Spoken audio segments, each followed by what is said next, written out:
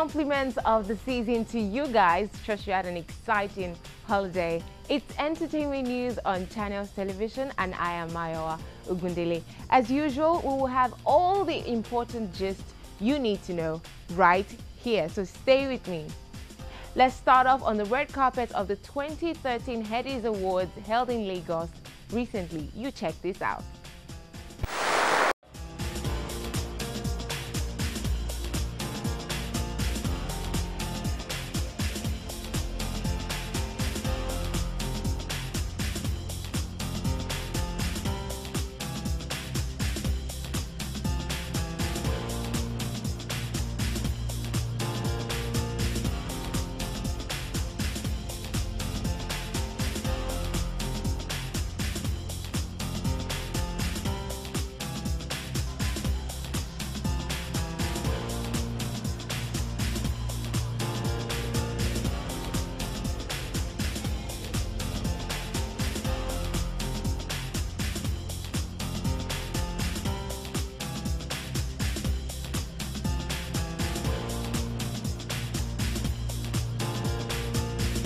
I do believe I stand a great chance. I have a beautiful song called Only You. An amazing performance was done with it. So of course I'm looking forward to the best tonight.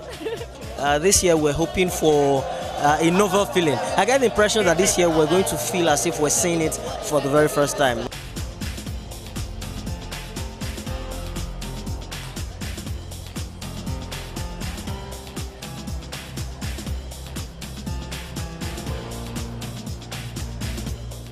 So many efforts to achieve because of the now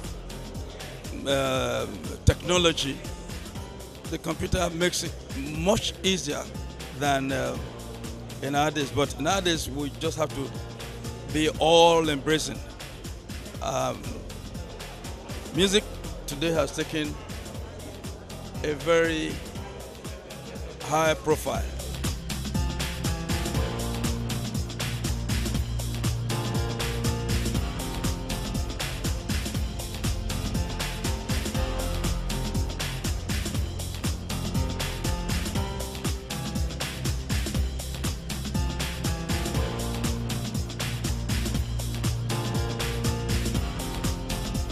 Much is given, much is expected, yeah? So I think it also says a lot about the growth of the Nigerian music industry. Whoa, our artists are being listened to and enjoyed all over the world. It's amazing how original our music now seems, you know? So hey, it's a growth on different levels. It's a huge responsibility, and I'm just happy to be part of that growth. At least I'm here.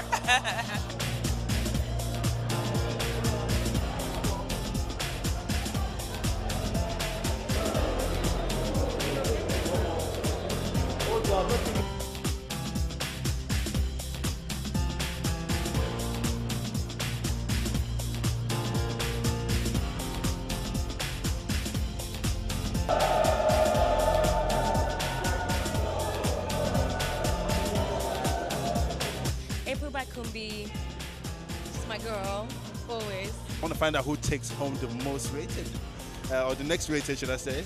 Yeah, the next rated, and who takes home the car. You know, I support all of them. I can't be biased. I just want to find out who the public pick.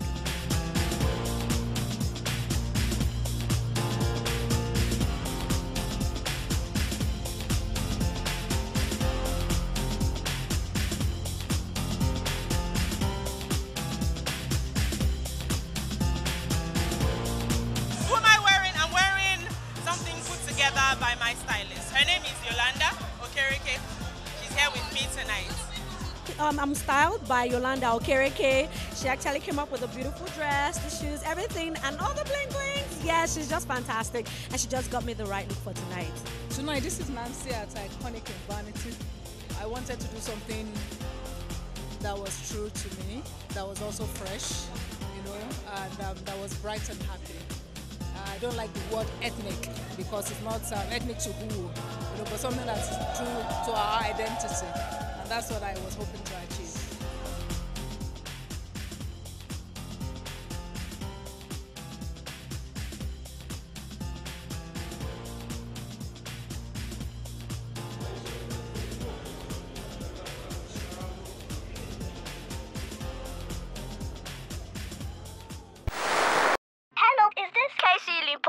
Yes, my dear. How can I help you? My mommy said that you are my daddy and we have been looking for you since. Me? We are outside your door. Please open. Ah. Ho, ho, ho. This season, bring more fun to your conversations and do other great fun stuff with your friends with the new MTN Magic Voice. Simply dial 757 to start. Subscription fee is 50 Naira weekly. MTN, everywhere you go. 2013 has no doubt been an eventful year within the Nigerian music industry. As the year winds down, entertainment correspondent Abidemi Dairo sat down with entertainment PR consultant Ayeni Adekunle to review the highs and the lows of the Nigerian music industry in the year 2013. Welcome to the review segment of entertainment news on Channels Television. Today we will be reviewing the major events of the year 2013. And joining me today is the PR consultant Ayeni Adekunle, also publisher of the Nigerian Entertainment Today. Welcome, Ayeni. How are you, Abidemi? Very fine, thank you. Thanks for having me. Thank yes. you. It's been an eventful year, hasn't it? Pretty eventful. pretty eventful year, you know. Pretty eventful. The music. Let's start with music. In your own opinion, who stole the stage lights?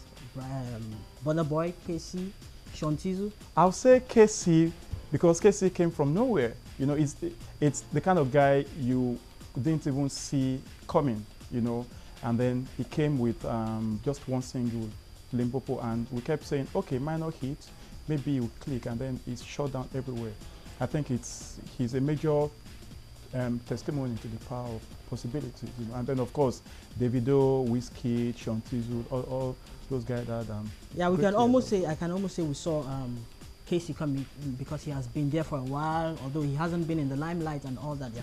But people like Burna Boy and Shantizu just came from. Yeah, if those who pay attention would actually say that the likes of Burna Boy and Shantizu were the guys you actually tipped that, okay, this guy might blow up this year because they had history. They had been making minor hits, they had good background, they had good music, and so you could say, okay, maybe if things work in their favor, they could blow up. But KC had been around since 2002. It's never had critical acclaim or commercial acclaim. Okay. He's never had artistic respect. So then he breaks up from his partner, and then just all of a sudden it was like a bang. So yeah, from Shantizu's day with the Niger Sans Sultan and Babadi, you could tell that this guy is a good songwriter. He's got this charming person. Same with Burna. Burna Boy was in the UK, he was in Port Harcourt, he was buzzing underground, you know, which is how artists blow up. From every night that you say blow up or P Square, they've spent like 2, 3, 4 years underground, you understand? People have seen their talent, that this guy will blow up someday, you know, but it wasn't the same for KC. And for me, that's how the industry works. You know, you can never write anybody off. It appears more newcomers broke into the limelight in the year 2013. I think from 2012 to this year, a lot of newcomers broke in, and I think it will continue like that. The rules are changing. Okay. The recording label structure has been demystified. So there are no power blocks, there are no mafia settings. No, it's shown since last year that you can come from zero and become hero in 4, 5, 6, 7, 8 months.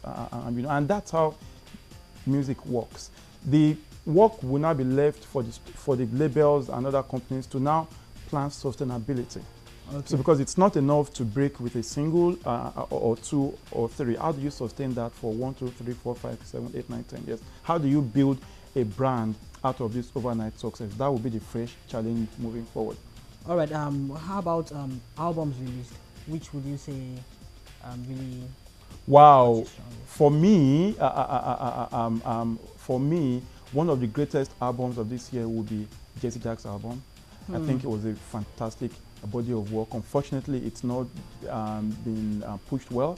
You know of his issues. Chocolate City. Himself and Brimo with Chocolate City. Those are two very talented artists that I just pray will take. Hold on to that thought. We'll get to that thought in a bit. Okay. But let's continue album. And then Nyanya also has a very, very good album. The kind of album you could play from track A to the last track. I think it was a year of good albums. Really, you could maybe But sorry to cut you. I've heard people complain about Inyanya's album. I've heard people label it monotonous, saying it's just that same rolling beat. And you see, if you ask critics, they will complain about anything. Critics will tell you that Funke Akindele's Jennifer is not a good body of work. I keep saying that you don't make music for critics, unfortunately. You create products for consumers. Okay, if you ask an average Inyanya fan, Inyanya's album from A to Z is fantastic. In fact, I can assure you that Inyanya has gathered more fans for himself this year, like Davido and Wizkid and Co, than someone like a Jesse Jaggs, who will get critical acclaim anywhere in the world. So we need to find that balance between what we expect from an artist, what we think he or she should do, and then what this guy or girl actually understands that are the needs of their own consumers. Mm-hmm. So I must tell you that the current crop of producers, from Don Jazzy to D-Tunes to Spells to Del B, they understand the language of today's young people.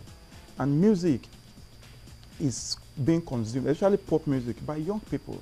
So they understand clearly what the fans want to listen to. They understand what will get radio airplay. If you listen to our radio stations, you will see a certain trend in terms of the kind of music that gets a lot of airplay.